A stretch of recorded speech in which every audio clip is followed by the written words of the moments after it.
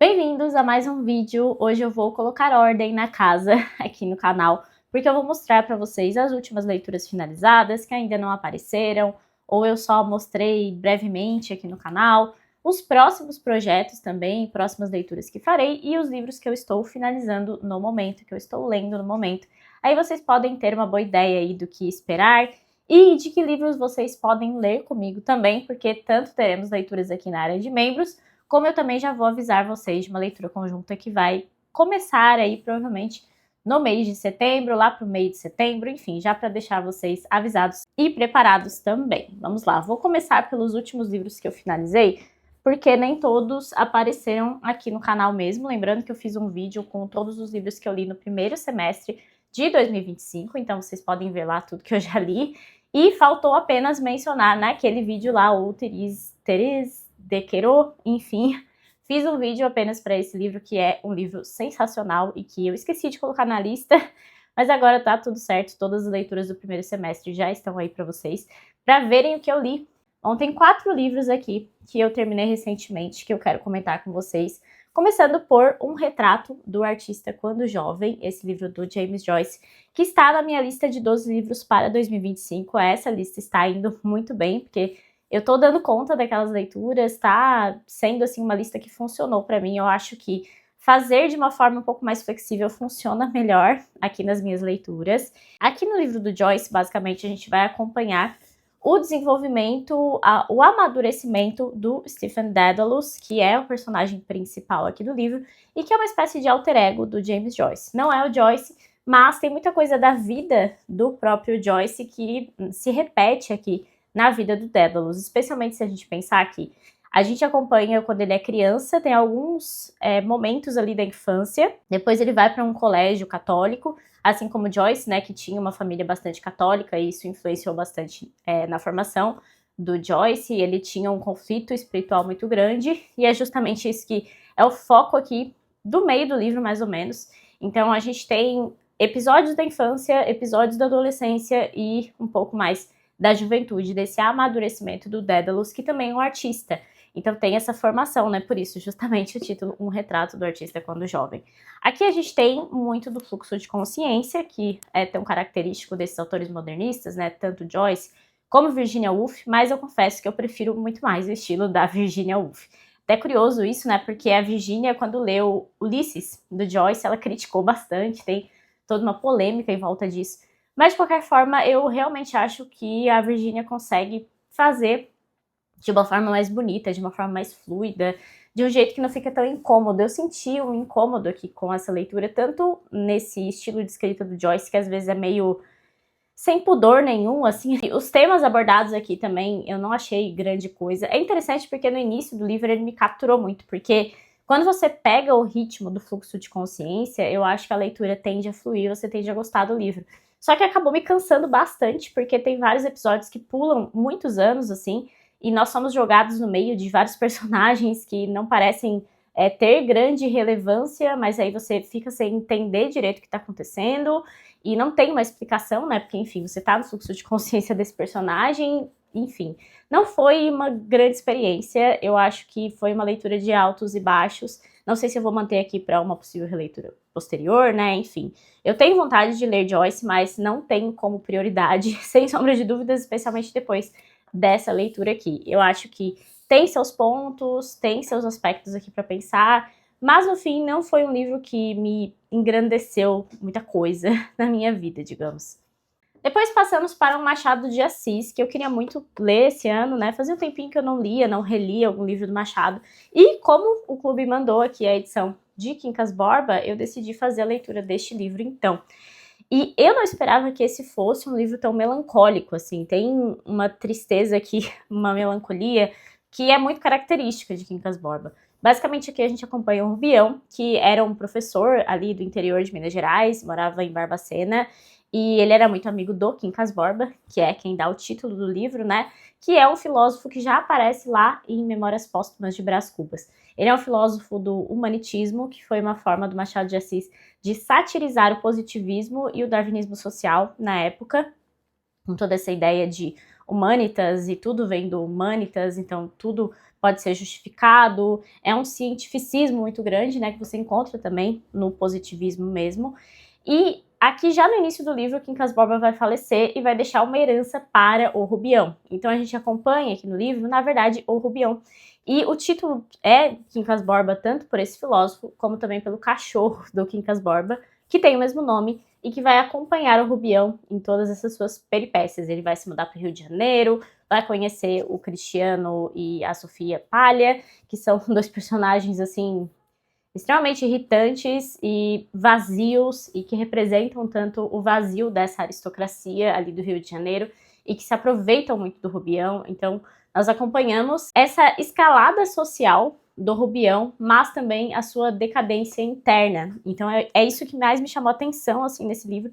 Eu não esperava que teria essa carga, porque sim, tem os seus momentos de ironia, né, tem bastante sátira social, sempre tem em Machado, mas eu não esperava essa carga de tristeza tão grande que eu encontrei aqui em Quincas Borba. Mas enfim, foi uma ótima leitura, gostei bastante desse livro. Uma leitura bem leve que eu fiz recentemente aqui foi Rebeca, do Vale do Sol, esse livro aqui, que é da Kate Douglas Wiggin, uma escritora americana, foi traduzido pela Renata Brook, né, e trazido aqui pela editora Texugo.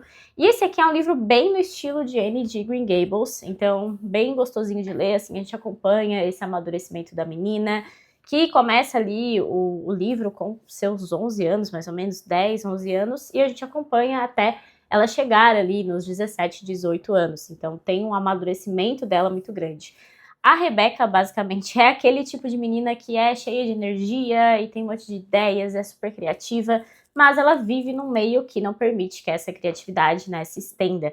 Então ela mora no campo com a mãe, o pai faleceu, e a mãe tem mais 6 filhos, então são 7 irmãos ali, e tem uma série de dificuldades financeiras, a fazenda delas está hipotecada, então tem toda uma questão aqui que faz com que a Rebeca vá morar com 2 tias mais velhas, quase idosas ali, e que vão dar educação para ela, vão permitir que ela seja um pouco mais desenvolvida. Então ela vai conhecer outras pessoas, ela vai estudar muito. É interessante que tem essa coisa que embora seja um livro infanto-juvenil, não vai colocar que a Rebeca conseguiu tudo porque ela era super inteligente, entende? Ela teve realmente que batalhar e teve que amadurecer e aprender ali com seus erros também. Acho que esse é um ponto bem interessante desse livro. Me deixou com vontade também de reler Anne de Green Gables, faz um tempo aí que eu não leio. Eu não tenho uma edição física desse livro ainda, mas eu acho que é o tipo de livro que dá um quentinho no coração, dá essa esperança, né, de que é possível fazer aí o melhor e tornar uma pessoa melhor, especialmente crianças e adolescentes. Então quem tem uma filha, especialmente uma menina, né, jovem ali, criança, essa é uma história legal de você acompanhar com a filha. Por fim, outra leitura que eu encerrei, essa daqui foi da área de membros de não ficção aqui do canal, ainda vou explicar para vocês nesse vídeo como que tudo isso funciona, foi A Sagração da Primavera, do Modest Extins. Esse aqui é um livro que explica a Primeira Guerra Mundial com base na arte. Ele tá todo marcado, eu não fiz marcações com flag, mas eu escrevi bastante, marquei bastante com marca-texto. E tem vídeo basicamente a cada umas 50 páginas ali na área de membros. E esse aqui é um livro que vai dizer o seguinte: nós podemos analisar os movimentos de vanguarda modernistas ali do início do século XX, especialmente ali 1910, 1913, né, bem antes da Primeira Guerra Mundial, e entender melhor também os motivos que levaram à Primeira e depois à Segunda Guerra. Então ele vai explicar um pouco aqui a diferença entre a cultura alemã, a cultura que é muito ligada ao ímpeto, à vontade, e como isso também está representado aí em filosofias como a filosofia do Nietzsche, e também tem as suas raízes lá no romantismo do século XVII, século XVIII, né, que tem todo aquele movimento. Então aqui nós vemos como essa formação da cultura alemã é bem diferente da formação cultural, especialmente da França e da Inglaterra, que eram os dois polos opostos ali na Primeira Guerra contra a Alemanha e os impérios ali.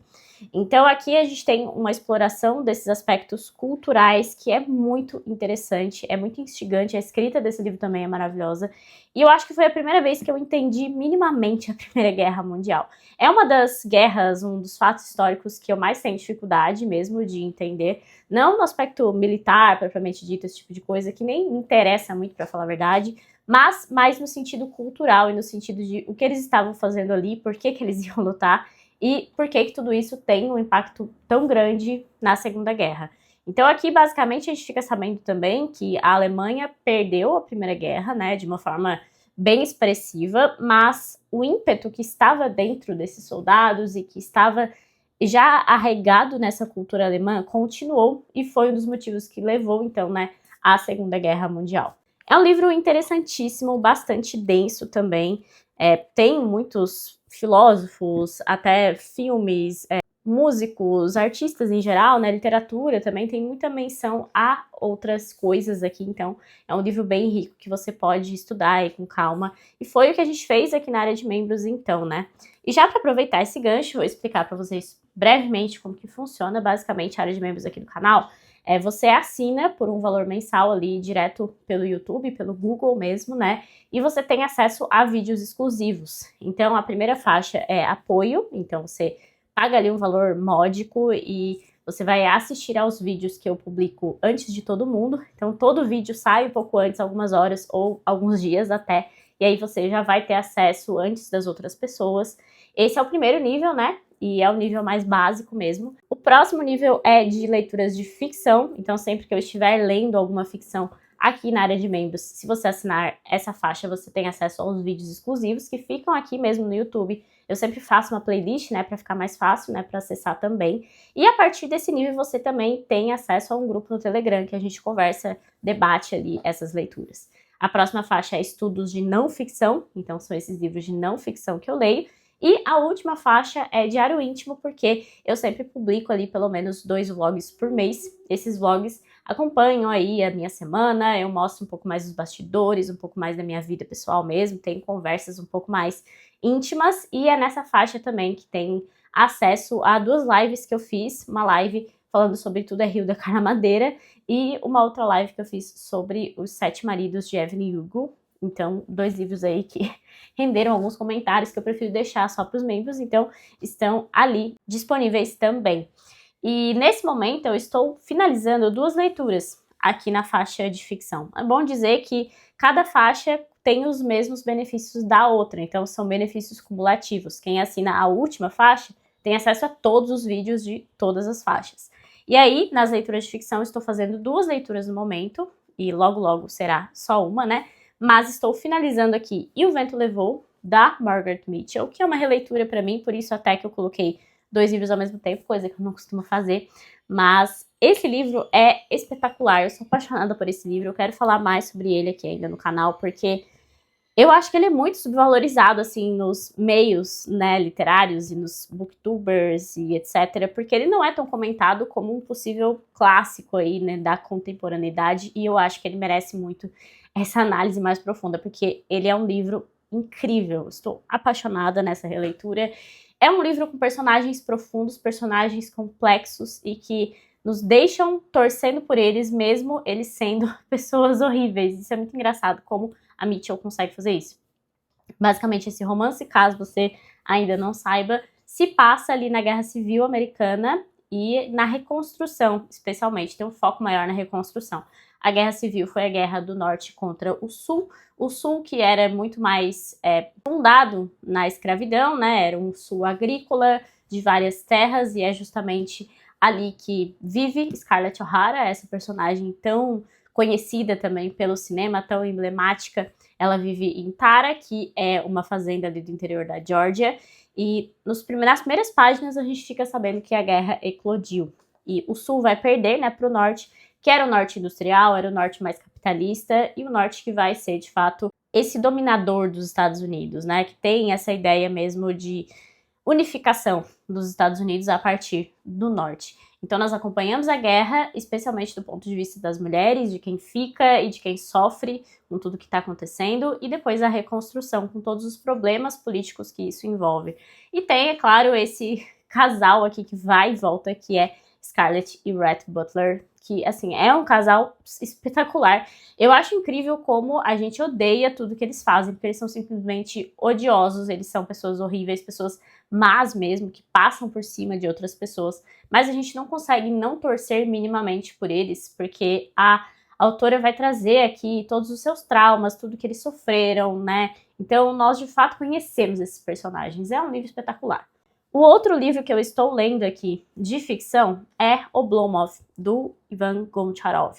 E esse livro aqui está me surpreendendo num nível, acho que deu pra focar, né? Mas enfim, tá me surpreendendo muito, assim, porque eu não esperava ser tão tocada por esse livro, no sentido de que ele de fato me emociona, assim. A personagem principal, ele representa muito o homem supérfluo.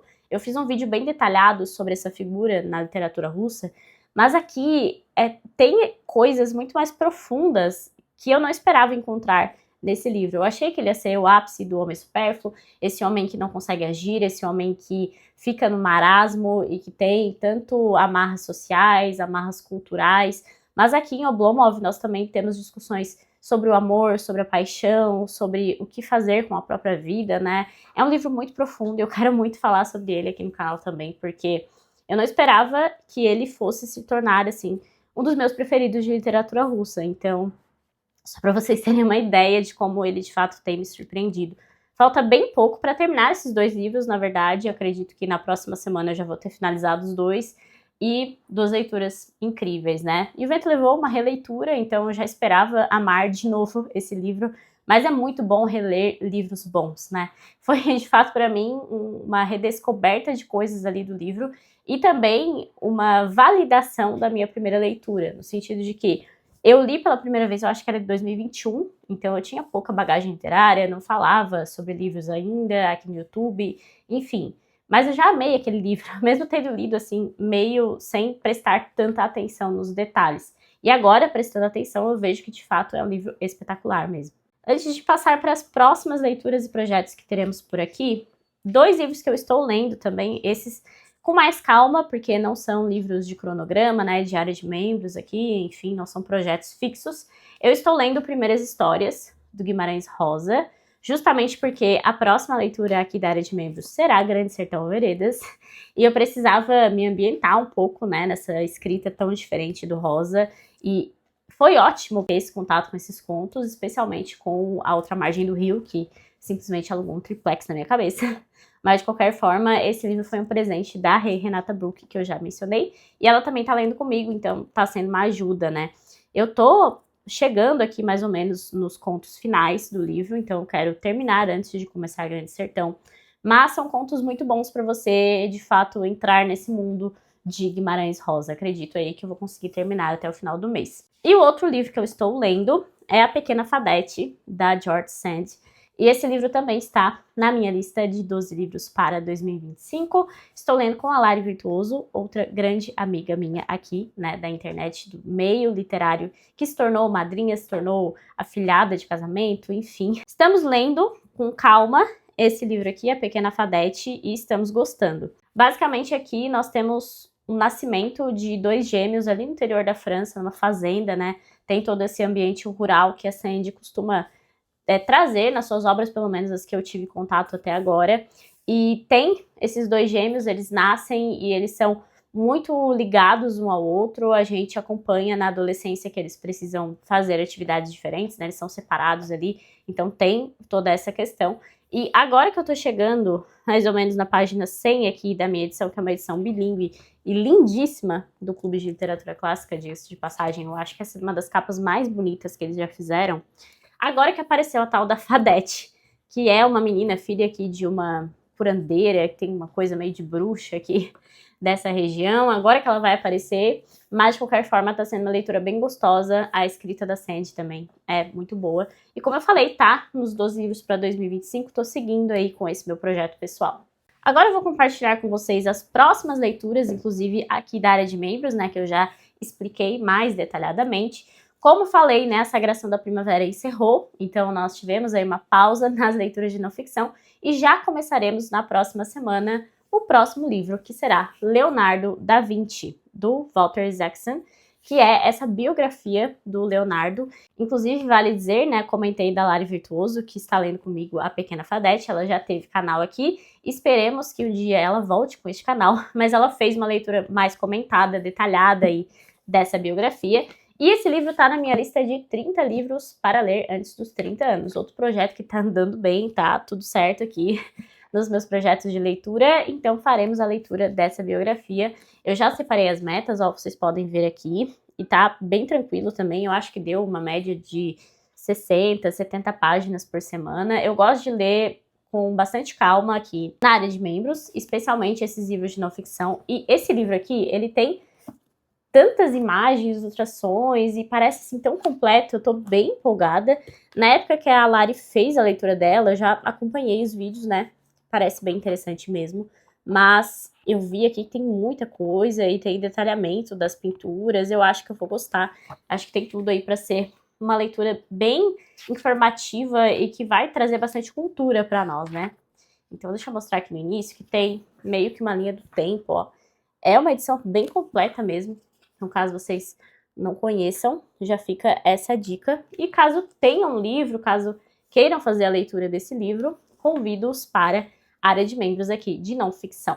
E como eu já adiantei, a próxima leitura de ficção da área de membros será Grande Sertão Veredas, de Guimarães Rosa, que tá aqui nessa edição que não aparece o nome na capa, né? Ele só aparece aqui do lado, porque eu tirei a faixa que tinha aqui com o nome para deixar aqui dentro. Mas enfim, também já separei as metas. Também é uma meta tranquila, porque esse é um livro que tem uma fama de ser difícil. Ele não tem nenhuma divisão de capítulos, então foi meio difícil já na hora de dividir aqui. Mas eu acho que tem tudo para ser uma leitura muito marcante por aqui, né? Um livro que muita gente tem como preferido de literatura brasileira, então tô com certas expectativas. Não muitas, porque eu tenho certo receio, sim, dessa escrita do Guimarães Rosa, mas se você quiser ler conosco, te convido então para a leitura na área de membros também, aqui na faixa de ficção, leitura de ficção. Para essas leituras eu sempre faço vídeos pontuais, né, comentando as metas ou comentando aspectos específicos que me chamaram a atenção. E além disso, a gente conversa ali no grupo do Telegram, né? Eu quero ver se nessas duas últimas leituras a gente consegue fazer uma reunião, seja ali pelo Telegram ou pelo Google Meet, para conversar um pouco mais também sobre essas leituras, porque foram leituras de fato muito impactantes e que eu acho que tem muita coisa para conversar, sabe? E por fim, o último projeto que eu já quero deixá-los avisados e já preparados para essa leitura, porque é uma leitura que eu estou planejando e estou organizando com muito carinho, porque, né, é o meu livro da vida, que é Moby Dick, de Herman Melville. O que acontece é que eu já li e reli esse livro, ele é meu preferido da vida, eu tenho algumas edições, tenho edição em inglês, tenho edição comentada, enfim, tem tudo aí para trazer muito substrato e eu estou devendo para vocês, estou falando já há um tempo que eu quero fazer uma leitura detalhada desse livro. Não na área de membros, vai ser por fora mesmo na plataforma, como foi no caso do Como Entender os Clássicos, que eu fiz, né? Uma estrutura de curso mesmo, com aulas e tal, e PDFs. Eu quero fazer a mesma coisa com o Moby Dick, por quê? Porque eu sei que com esse livro eu me empolgo demais, até porque eu já li e já reli, e tem muita coisa pra gente conversar sobre esse livro. Então eu quero fazer um cronograma detalhado, quero fazer vídeos introdutórios, vídeo das metas, encontros também pra gente conversar. Inclusive, vocês podem ver que eu já tô separando aqui as metas. Essa é a minha edição do Clube de Literatura Clássica, mas quero ver também se eu consigo dessa vez ler no original. Eu tenho inglês bem intermediário, então eu tenho certa dificuldade, leio mais devagar, mas quero ver se eu consigo explorar um pouco mais esse lado por meio de Moby Dick, afinal, já li, já reli, é o meu livro da vida. E ler no original não tem jeito, é diferente, né? Mas, de qualquer forma, eu estou planejando para fazer essa leitura bem detalhada e com bastante aprofundamento, até porque eu sei que é um livro que assusta, as pessoas têm um pouco de medo de ler esse livro, e eu fico com dó, afinal, né? Meu preferido, eu realmente amo este livro, e a minha ideia é fazer essa leitura para começar em setembro, ali pela segunda semana de setembro, provavelmente. Estou estabelecendo todas essas metas, todos esses aspectos ainda para divulgar para vocês, mas as inscrições devem abrir aqui no final do mês de agosto. Então eu já quero deixá-los avisados para que vocês se planejem para fazer a leitura comigo desse livro incrível, que eu tenho certeza que vai ser uma leitura maravilhosa, porque eu me empolgo demais com esse livro, é sério. Toda vez que eu vou falar sobre ele, já faz um monte de vídeo e sai PDF, e sai aquilo, enfim. Eu me conheço, então por isso posso dizer para vocês com muita tranquilidade que vai ser uma leitura bem completa. Bom, basicamente essas são as leituras em andamento e projetos que eu estou planejando ou iniciando, então fica o convite para vocês, caso queiram ler algum desses livros aí comigo, ou queiram se preparar também para Moby Dick que tá vindo aí. Se você gostou dessa conversa, deixe sua curtida. Se não gostou, deixe sua descurtida. Comentem aí o que vocês acharam, tanto dos livros quanto dos projetos. Se quiserem tirar dúvidas, fiquem à vontade nos comentários. Lembre-se também de se inscrever aqui no canal, de hypar os vídeos, se estiver pelo celular, enfim, compartilhar o canal. Tudo isso me ajuda muito. E até o próximo vídeo.